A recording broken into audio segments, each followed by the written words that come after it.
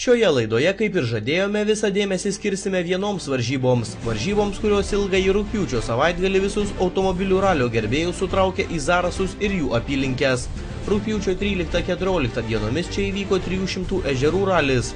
Dar pernai ralio padangėje atsiradusios naujos varžybos sukėlė nemažą Lietuvos ir užsienio šalių sportininkų susidomėjimą. Nors kai kurie dalyviai pirmąjį organizatorių blyną vadino kiek prisvilusių, tačiau jau tada tapo aišku, kad visiškai naujos varžybos taps tradicija ir bene laukiamiausia visų ralio gerbėjų švente. Praėjusiais metais pirmasis 300 ežerų ralis baigėsi dramatiška atomazga. Prieš paskutinį greičio ruožą vykusi Zaraso ežero didžiojoje saloje, panevėžiečio Roko Lipeikio ekipažas turėjo 1,1 sekundės persvarą prieš Vytautą Švedą, tuomet važiavusi dar 9-osios kartos Mitsubishi Lancer Evo automobiliu. Tačiau paskutinėme greičio ruože lyderiai susikeitė vietomis. 2 km atkarpa su dirbtiniais tramplynais saloje žadėjo atkaklę kovą ir buvo aišku, kad jį vyks iki paskutinių distancijos metrų. Tiesa, šiame greičio ruože ne vienas ekipažas buvo apgadinęs techniką, tad lyderiams reikėjo rasti aukso vidurį tarp maksimalaus greičio ir racionalaus rezultato. Paskutinieji į savotiškų hipodromų tapusią salą atvažiavę lyderiai kovojo be išlygų. Paprastai labai racionaliai važiuojantis Rokas Lipeikis jau po pirmojo šuolio numušė priekinį automobilio bamperį ir tai jam nepadėjo. Vytautas Švedas finiše jį aplenkė 1,6 sekundės, o tai reiškia, kad būtent kauniečių ekipažas tapo pirmojų 300 ežerų ralio nugalėtojų. Po dramatiškos 2 dienų kovos jis varžovus aplenkė pusę sekundės. Jau antrasis šių metų ralis buvo pristatomas kaip gerokai patobulėjęs, organizatoriai su mielu noru atsižvelgė į kai kuriuos lenktynininkų pageidavimus.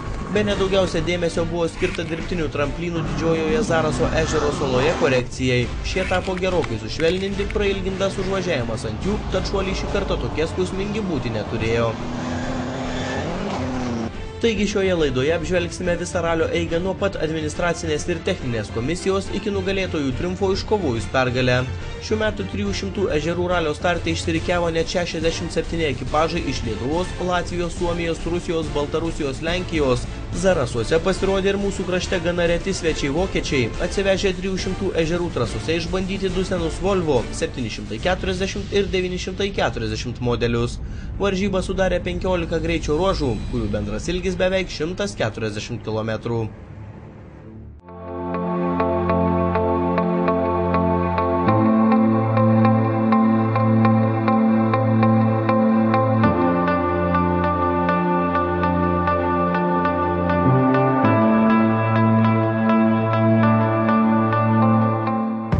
Rugpjūčio 11 diena, ketvirtadienis, sportininkai renkasi į administracinę komisiją.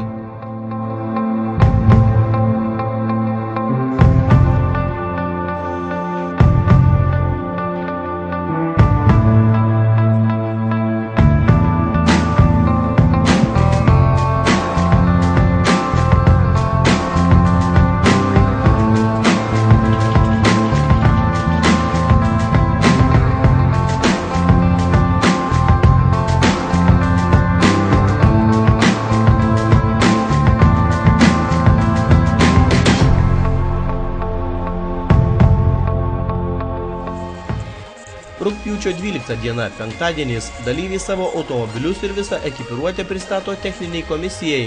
Po apžiūros dauguma dalyvių jau pasiruošę varžyboms, tačiau keletui sportininkų tenka sukti galvas, kaip įtikti teisėjams dėl kai kurių neatitikimų.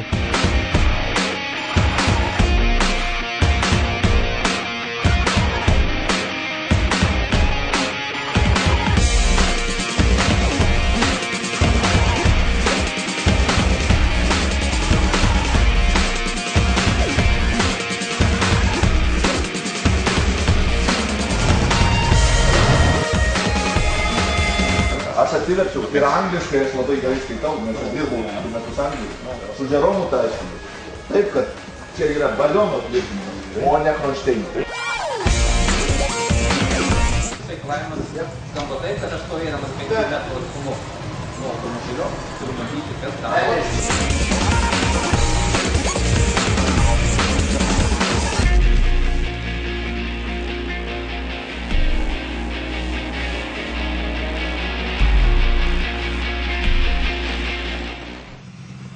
Sportininkams taip pat buvo pasiūlyta išbandyti ir testinį greičio ruožą, kurio ilgis 3 km ir 300 metrų. Šią atkarpą dalyviai galėjo važiuoti pasirinktinai. Vieni tą darė su mielu noru, kiti techniką nusprendė patausoti būsimiems greičio ruožams, kuriuose spausti teks negailint nei savęs, nei technikos.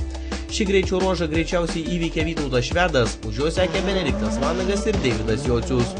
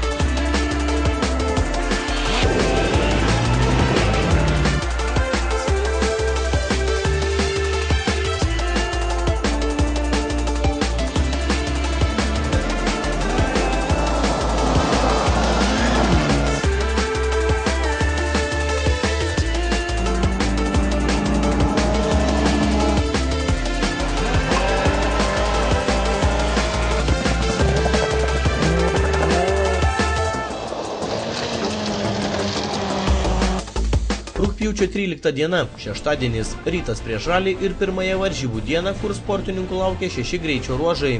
Pirmasis greičio ruožas praėjo be incidentų ir avarijų, o štai antrajame, kuriame buvo įrengta ir Charlie Pizza Top Speed arena, prasidėjo pirmieji nemalonumai. Arūno Lopetaičio ir Richardo Abelkio pilotuojamas Renault Clio po Top Speed atkarpos nespėjo sumažinti greičio ir čiuožtelėjo į griovį. Nors atrodė, jog nei mašinai, nei ekipažui nieko rimto neatsitiko, šis Clio pavažiavo vos 5 metrus ir žiūrovų padedamas ant rankų buvo išneštas iš trasos. Toje pačioje vietoje sugedo ir Manto Valatkevičiaus ir Arūno Babakino vairuojamas BMW. Šis ekipažas taip pat padarė lemtingą klaidą ir jų automobilis varžybų tęsti nebepanoro. Ryžtą finišuoti pademonstravo ir Rokas Kavaliauskas vairavęs Volkswagen Golf. Jis į antro greičio ruožo finišą atvažiavo 3 ratais. Top Speed arenoje didžiausią greitį pademonstravo Roko Kvaraciejaus ir Mariaus Samuolio ekipažas link dirbtinio tramplino atliekęs 133 km/h greičiu. Vieta už tramplino nemažam būriui sportininkų ir netgi gerokai patyrusių tapo nemenkų išbandymų. Tiek Vytautas Švedas, tiek Benediktas Vanagas, Martynas Samuitis ir dar keli ekipažai nebespėję sustoti grioveliais pralėkė tiesiai. Už tai vėliau jiems teisėjai paskyrė nuobaudas, netrūko ir ekipažų savo automobilių kėbulais stumdžiusių supresuotos žolės ritinius.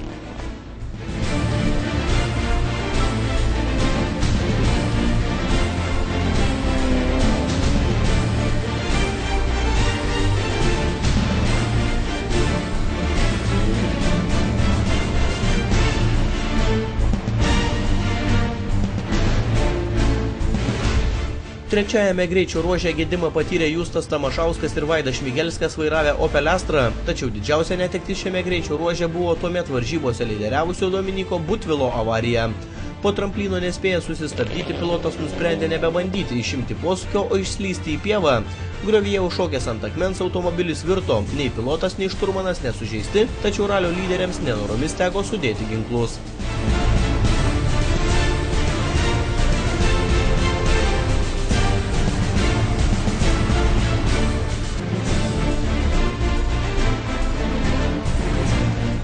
Ketvirtame greičio ruože lyderio pozicijos neužleido Deividas Jocius, jis Vytautas Švedą lenkė 13 sekundžių. Trečias Benediktas Vanagas, jam iki lyderio tuomet trūko 46 sekundžių. Šiame greičio ruože sportininkai pasimokė po praėjusio karto link Top Speed arenos važiavo kur kas lėčiau ir atsargiau, tad važiavimų grioviais ir grioveliais bei žolės ritinių stumdymų išvengti pavyko, atrodo visiems. Penktajame greičio ruože sensacija tapo dar vieno lyderio avarija. Deividas Jocius važiavęs kartu su Gediminu Žliubu šiek tiek pametė trajektoriją ir išvažiavę ant žolės kabino joje tūnojusi kelmą. Nekaltai atrodžiusi kliūtis pridarė tokių nuostolių, kad automobilis ne tik negalėjo toliau važiuoti, bet ir buvo gerokai apniokotas. Po šių 5 greičio ruožų sportininkams jau buvo leista užsukti ir į servizo zoną, kur jų jau laukia mechanikai ir aptarnaujantis personalas. Jie per trumpą laiką privalėjo pašalinti gedimus ir paruošti automobilius paskutiniam dienos greičio ruožai didžiojoje Zaraso ežero saloje. Servizo zonoje pagavome ir sportininkus, vis dar važiuojančius ir pasiruošusius sukti ratus saloje bei sulaukti kitos dienos. Lakstasi neblogai, važiuojam, nes daug kas, kiek girdėjau, iškrito jau, o greičio ruožai sudėtingi, yra ką veikti. Antrą kartą važiuojant smarkiai keičiasi kelias, sudėtinga. With the Honda Civic Type next to us, because we just go to them and we have a big problem on the stage. But we got some nice places. It was third on the Generali and fifth in the Generali and second in the Open. It is very good, and we hope it will be everything okay with the car for tomorrow. Today we saw a lot of your big jumps. It's okay with your car? No danger? No, it was great. I love to fly with my car, and he loves to fly too. Nu, pirmi buvo visai neblogi, bet vėliau labai didelės duobės, tai vadinama ralio žargonu rychla atsirado ir tai labai yra nemalonu važiuoti ir gadinti mašiną, iš tikrųjų taip. Važiavam, kad tik da važiuoti paskutinius greičių ruožus. Ruošite salai? Bet ten didelio pasiruošimo nereikia. Ten nebent ruoštis reikia 2 valandom pailsėti prieš salą. Ten žiūrovams greičio ruožas, bet kiekvienas greičio ruožas reikalauja vis tiek meistriškumo. Gerai, treniruotė. Treniruotė, old schoolas, kaip sakoma, su BMW kaifuojam. Ir nuo savęs, ir nuo žmonių mojavimo, viskas. Po kol kas viskas liuks. Ar nebuvo atpratę nuo BMW? Kaip liktais, kas iš šono žiūri, sako, nepanašu į tai. Viduj geras jausmas labai. Šiandien yra apšilimas, toksai geras, kaip sakant, bet tai irgi rezultatas kapsi. Visi labai arti, Vytautas pabėgęs labiau yra, o visi labai trapiose sekundėse ir iš tikrųjų ten tas 10 sekundžių intervalas, jisai greitai ištirpsta. Taip pat rytoj dar bus tikrai didelė kova. Varžybos gerai, tik tai, kad trečiam greičio ruože 2 kilometrą prakirtom ratą. Tai visą greičio ruožą važiavom be rato, tai tiesiog biški lyderiai pabėgo į priekį, bet prie 4-5 čiūčiut prisitraukėm. Varžybos labai geras, fainas, šiandien pirma diena, jau daug matėm, jau krenta, visi dopai faini. Iš tikrųjų geras, varžybos organizacija puikiai. Patys nesklandumų neturėtų? Buvom, pramušėm ratą, tai pusę vieno greičio ruožo 4 važiavom į priekinį ratą, tai jau taip tempas nėra greitas, mašina silpnoka, bet viskas gerai. 6. greičio ruožas paralelinės lenktynės saloje. Šiemet sušvelninus tramplynus šis greičio ruožas pareikalavo kur kas mažiau technikos gedimų nei pernai. Tačiau buvo ir tokių ekipažų, kas spaudė, mynė ir šoko toliau nei buvo galima numanyti. Gediminas Maškauskas ir Modestas Urbutis vairavę Mitsubishi Lancer Evo 9 tokia jėga pliekė į žemę po tramplyno, kad vėliau komandos mechanikai bėgo šalia trasos ir ieškojo subirėjusio galinio amortizatoriaus ir spiruoklės. Po pirmosios dienos kai kurie dalyviai taip sulaužė savo automobilius, kad jiems neliko galimybės kaip tik tai rinktis varžybų tęsimą super rally principu. Tai reiškia, kad ekipažas gauna kelias minutės baudos ir automobilį gali tvarkyti per naktį, nebelaukiant kitos dienos servizo zonos.